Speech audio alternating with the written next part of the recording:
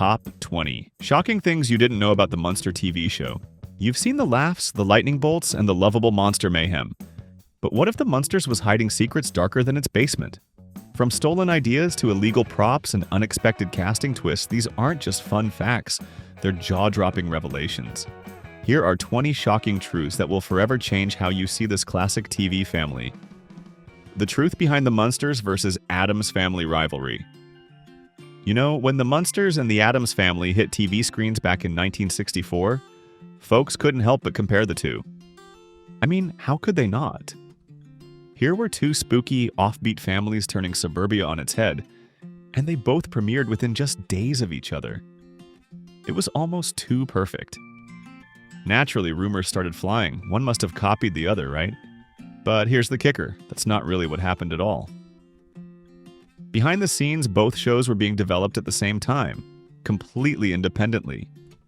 The Munsters was actually inspired by those classic Universal monster movies like Frankenstein and Dracula, and CBS had started shaping that concept well before the cameras rolled on the Addams family.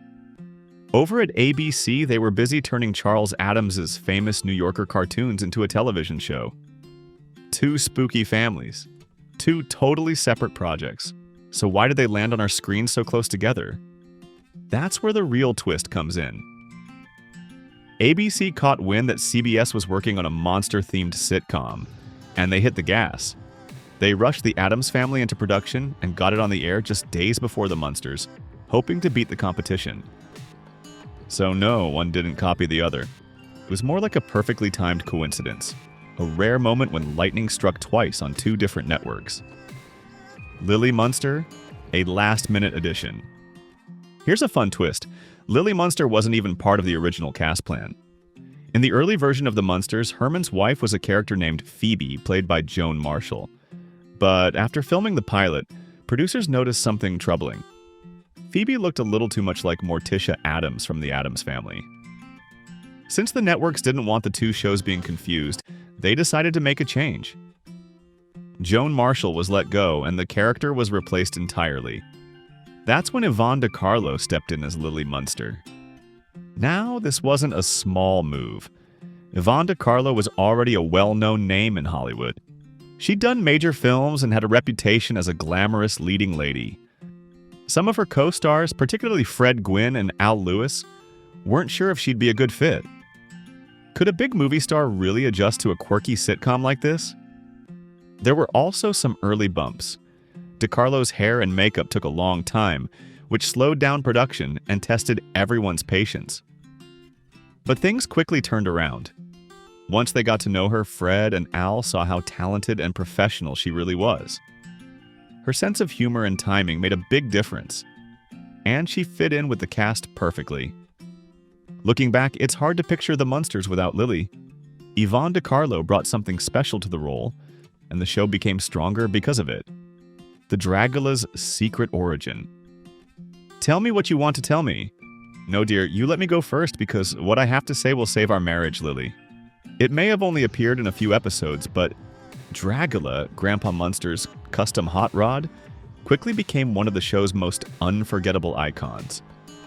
Sleek, spooky, and one of a kind, it rolled right out of a monster's dream and into pop culture legend. But here's the real shocker. Dragula was built using a real coffin. And at the time, that was actually illegal in North Hollywood. Why? Because California law stated you couldn't buy a casket without a death certificate. So how did George Barris, the legendary car designer behind the Batmobile, pull it off?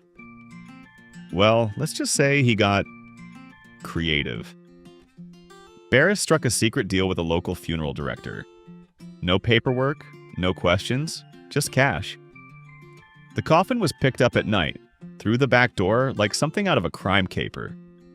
That sneaky workaround gave the Dragula its eerily authentic vibe and made for one of the coolest behind-the-scenes stories in TV history. Even though it only showed up in a few episodes, Dragula's ghoulish design and outrageous style left a lasting mark. It even inspired Rob Zombie's hit song Dragula, a rock tribute to Grandpa's coffin on wheels. The first episode that never aired, My Fair Munster. Let's rewind to where it all began, with the Munsters' very first pilot episode, My Fair Munster. It never aired as the official premiere, but it played a huge role in shaping the show we all remember. In this early version, Grandpa hatches a love plan by sneaking a love potion into Marilyn's breakfast, hoping to finally land her a boyfriend. But in true Munster fashion, things go hilariously wrong. Herman, Lily, and Eddie accidentally eat it instead, leading to a string of over-the-top chaos. But the differences didn't stop at the script. The pilot was shot in full color, unlike the black and white episodes that later defined the show's look and mood. And the casting? Very different. Joan Marshall played Phoebe, a version of Lily who looked a little too much like Morticia Addams. Meanwhile, Happy Derman's version of Eddie came off a bit too wild and intense for what the network wanted. Thankfully, producers made some smart changes. Yvonne DiCarlo was brought in as Lily, and Butch Patrick became Eddie. With some reshooting and re-editing, this revamped pilot was turned into episode 2. And just like that, the Munsters we all know and love was born. Not with a bang, but with a love potion gone wrong. The heartbreaking reason, Beverly Owen left the Munsters. Beverly Owen made an instant impression as Marilyn Munster, the bright and kind-hearted normal member of the famously oddball Munster clan. Her charm and genuine warmth helped win over fans right from the start. But while everything seemed picture-perfect on screen, Beverly was going through a private struggle behind the scenes. The trouble wasn't with the show itself, but with distance. Beverly's fiancé lived in New York, and the Munsters filmed all the way out in California. What started as simple homesickness soon grew into something deeper, a constant ache to be near the person she loved. Being apart for so long began to wear her down emotionally. She wanted out. But walking away wasn't that easy.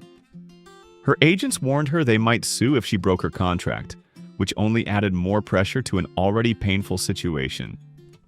It all became too much at times. Beverly would sometimes break down in tears on set. Eventually, the producers agreed to let her go. After filming just 13 episodes, Beverly Owen was released from her contract. That's when Pat Priest stepped in and took over as Marilyn for the rest of the series. For Beverly, it wasn't about quitting.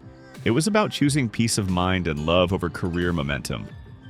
She returned to the East Coast to be closer to her fiancé and start fresh. Her departure left a mark, but fans never forgot the warmth she brought to those early episodes. What shocked you the most from this list? Was it the illegal coffin, the stolen pitch, or something else entirely? Grandpa's lab was borrowed from Frankenstein? If Grandpa Munster's lab ever looked strangely familiar, there's a spine-tingling reason why. It was built on the bones of a Hollywood legend, Dr. Frankenstein's lab from the 1931 classic Frankenstein.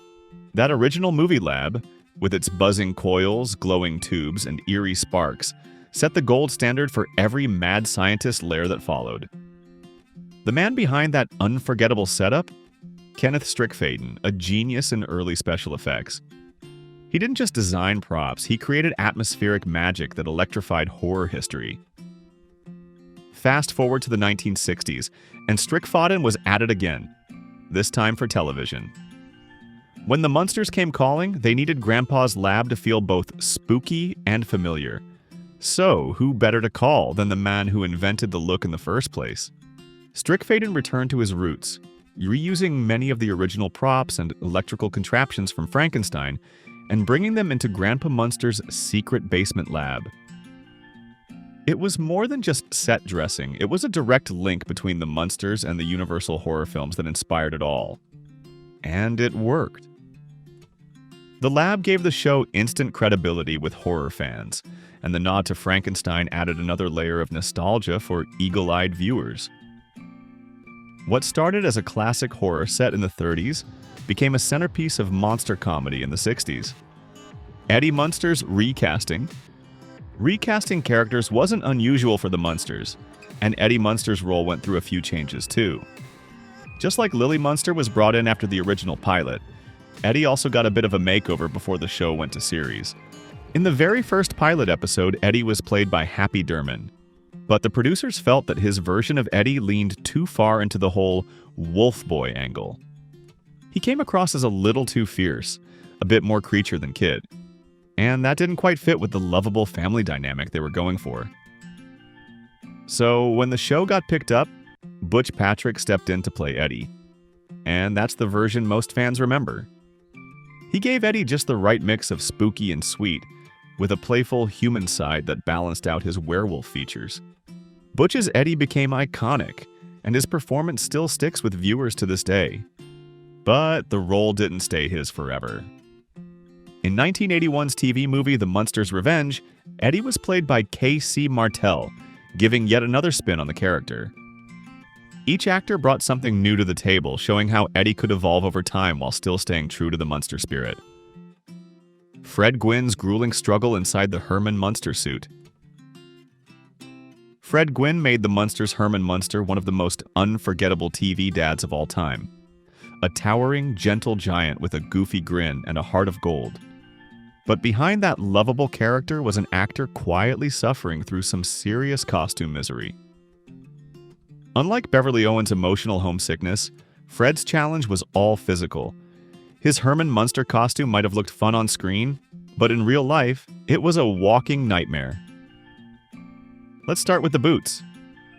Gwynne had to wear massive 4-inch platform shoes that looked more like construction gear than costume pieces.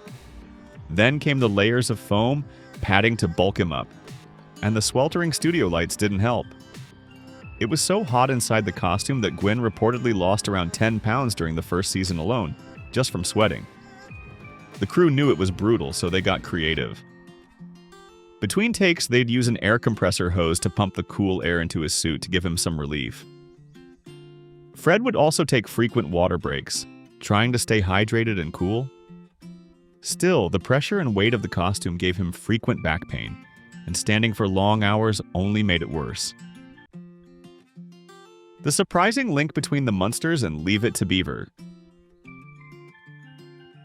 Just when you think you've heard everything about the Munsters, here's a twist that might surprise you. It wasn't just the Addams family that shared similarities. There's also a direct connection between the Munsters and the all-American classic Leave It to Beaver. Long before the Munsters moved into 1313 Mockingbird Lane, writers Joe Connolly and Bob Mosher were best known for creating the wholesome world of Leave It to Beaver. They took everything they'd learned about crafting a successful suburban family sitcom and gave it a creepy, hilarious twist.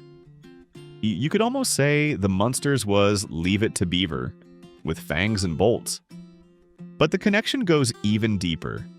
Both shows were filmed at Universal Studios, and if you had a sharp eye, you might have caught a glimpse of the Munster house in the background of some Beaver episodes. That's right. The spooky Gothic mansion we all know and love was right there on the same lot. It's a neat little Easter egg that fans of both shows love to point out. So, while the Munsters and the Addams family were seen as rivals on TV, the Munsters also had roots in a show that defined classic suburban television. And that hidden link? It's just another reason why the Munsters still has a special place in TV history. CBS used real movie monsters to sell a sitcom? Here's something that might catch you off guard.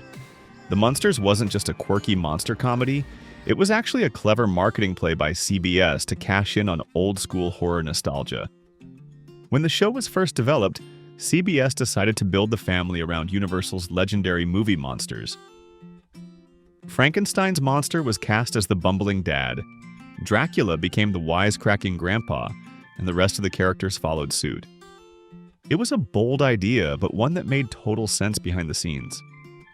Back in the 1950s, CBS had started airing Universal's classic horror films to TV audiences. These old monster flicks picked up a huge cult following. So when the network turned those characters into a sitcom family, they were blending something familiar with something totally fresh. Even better, CBS had access to real props and costumes from Universal's archives, which helped cut costs while giving the show a more authentic look. And from a business perspective, it was gold. Recognizable characters meant instant merchandising opportunities. Costumes, lunchboxes, action figures, you name it. What looked like a weird little monster sitcom was actually a calculated, nostalgic success. CBS didn't just create the Munsters. They reanimated Hollywood's monsters and gave them a new home in suburbia. Did black and white doom the Munsters? Why is everyone staring at me, Herman? I'm afraid to say this, but the explanation can be found in the nearest mirror. Ever heard of the butterfly effect? The idea that one small choice can change everything? Well, the Munsters had a moment like that. And it all came down to one simple question. Should the show be in color or stick with black and white? Color TV had been around since the 50s, but it was still expensive, and many households didn't have one. So when CBS had to decide how to present the Munsters, they chose to play it safe and went with black and white. Why? There are a few theories. Some say it was a cost-saving move. Others believe the network wanted to keep the creepy, vintage vibe of the original Universal monster films, which inspired the show in the first place. And some suggest black and white helped to make the monsters look less frightening for kids. But that decision may have backfired. As color TVs became more common, audiences started craving more vibrant, eye-catching shows. And when ABC launched the flashy, full-color Batman series in 1966, it stole the spotlight. Suddenly, the Munsters' grayscale world felt outdated, and after just 2 seasons, the show was canceled. Funny enough, the original pilot, My Fair Munster, was actually filmed in color. CBS only switched to black and white after test screenings, so the door was open for something brighter. Which Munster character was your favorite, and why? Was it Herman's goofy charm, Lily's grace, or Grandpa's wild experiments? Wait, was Lily Munster stronger than Herman? Spoiler alert, brace yourself. Turns out Lily Munster wasn't just the spooky housewife holding the family together. She might have been the strongest one in the entire household. Yep, even stronger than the towering Frankenstein-style Herman himself. While Herman often stole the show with his over-the-top strength and slapstick antics, there's one episode that flips everything on its head. In Herman's sorority caper, the spotlight shifts, and Lily proves she's more than just a supportive partner. She's a powerhouse. We won't ruin all the details, but let's just say Lily has a moment that shows she can flex some serious muscle. And it's not just for laughs. It's a fun twist that adds depth to her character and challenges the old-school idea of women being delicate or secondary. Back in the 1960s, TV moms usually stayed in the kitchen. Lily? She was throwing out stereotypes right along with her monstrous strength. Scenes like this are what make the Munsters more than just a goofy monster show. There's heart, humor, and the occasional surprise that still resonates today. Lily's display of strength wasn't just a gag, it was a subtle, empowering moment that showed she was every bit Herman's equal. Maybe even more. The Munsters was actually a reunion show? We all love the hilarious chemistry between Fred Gwynne and Al Lewis, aka Herman and Grandpa Munster. Their back-and-forth banter, their perfect comedic timing, it all made the Munsters pop off the screen. But here's a fun behind-the-scenes surprise. The Munsters wasn't their first time working together. Before they moved into 1313 Mockingbird Lane, both actors were part of another hit show. The 1960s sitcom, Car 54, Where Are You? Gwynne played Officer Francis Muldoon, a well-meaning but awkward New York City cop, while Lewis portrayed his loud and nosy partner, Officer Leo Schnauzer. This earlier show gave them the perfect training ground to fine-tune their comic timing, and it's easy to see how their dynamic partnership carried over to the Munsters. What made their scenes so funny wasn't just the writing, it was the trust and rhythm they'd already developed years earlier. Their reunion on the Munsters wasn't just a happy accident, it was lightning in a bottle. That built-in chemistry helped create one of the most beloved odd couple duos in TV history.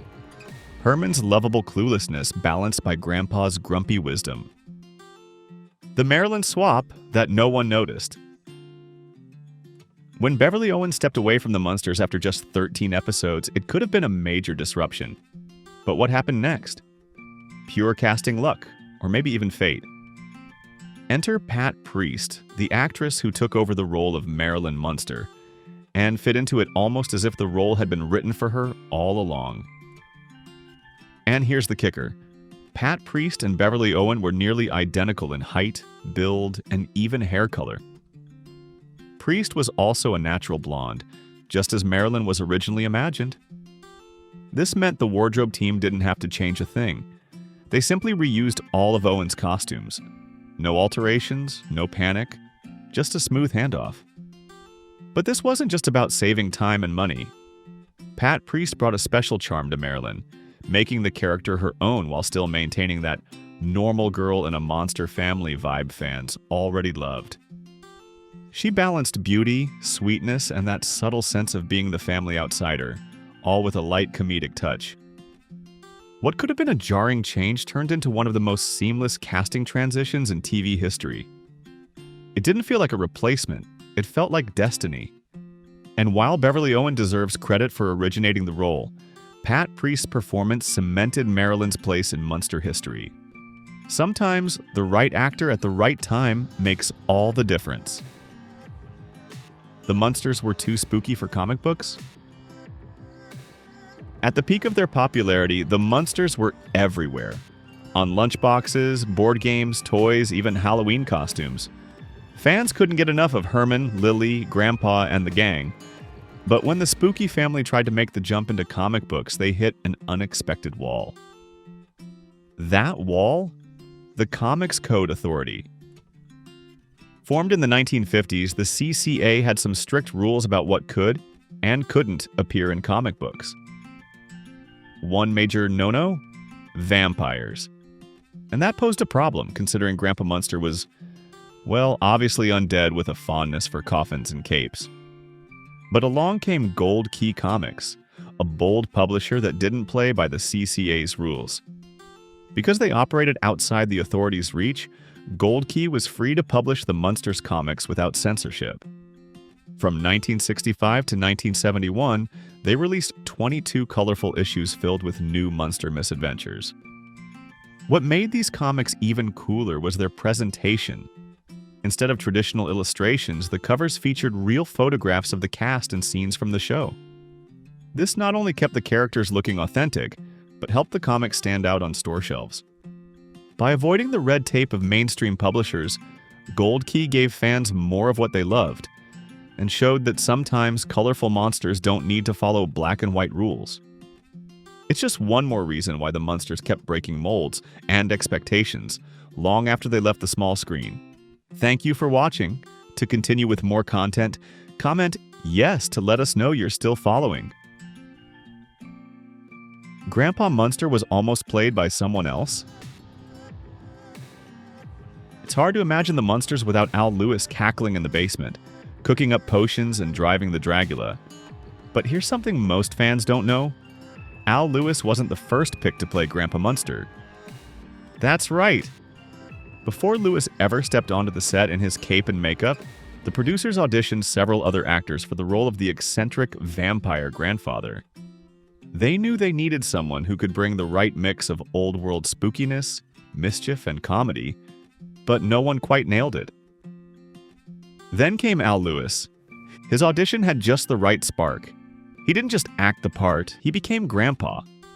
His delivery had a wicked twinkle, his timing was spot on, and he brought a theatrical flair that gave Grandpa Munster that perfect balance of creepy and comical. The moment they saw him in character, the producers knew.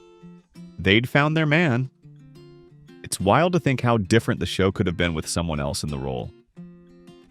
Lewis brought a magic that couldn't be replicated, turning Grandpa into one of the most memorable TV characters of the 1960s.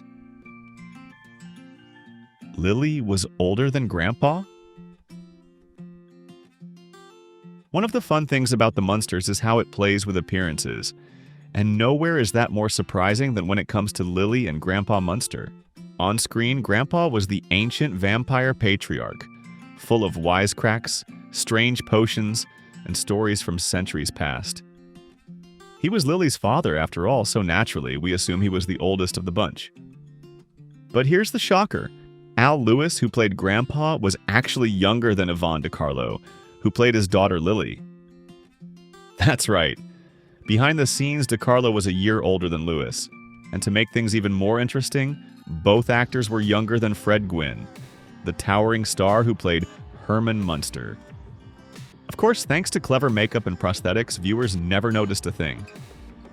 Grandpa's pale, wrinkled features and heavy eyeliner gave him that spooky, aged look, while Lily's gothic glam kept her looking ageless. The show's costuming and special effects team worked wonders to make the age dynamics believable, even if they didn't match reality. It's just another example of the magic of television, and how the Munsters loved playing tricks not just with horror tropes, but with time itself. So next time you see Grandpa grumbling like the old man of the house, remember, his daughter was actually older than he was. The Munsters were almost a cartoon. It's hard to picture now, but believe it or not, the Munsters were almost animated.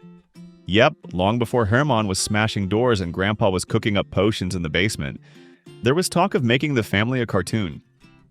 The idea actually started back in the 1940s, right in the middle of Universal's monster movie boom. That's when legendary animator Bob Clampett, the creative force behind Looney Tunes icons like Porky Pig and Daffy Duck, pitched the concept of a spooky monster family living together in a funny, lighthearted setting. Sound familiar? Clampett thought Universal's famous monsters could make the leap from horror to humor, this time in animated form. But despite his pitch, the cartoon never got off the ground. The timing just wasn't right, and the project was shelved. Fast forward to the 1960s, and the idea was finally dusted off, this time as a live-action sitcom.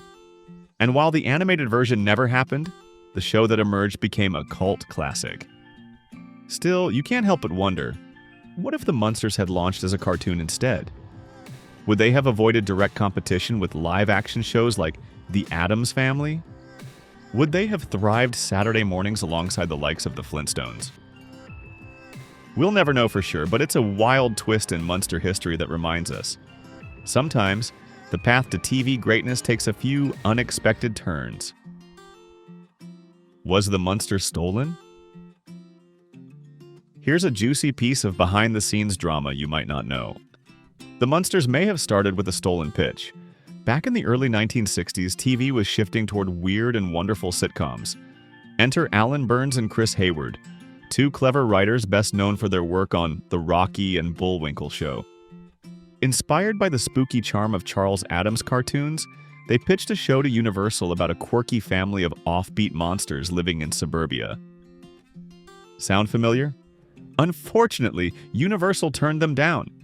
But just a little while later, a very similar show mysteriously began development, The Munsters. At first, Burns and Hayward received no credit at all. It wasn't until the Writers Guild of America stepped in that they finally got proper acknowledgement. Their names were eventually added to the credits with a subtle note. From a format by...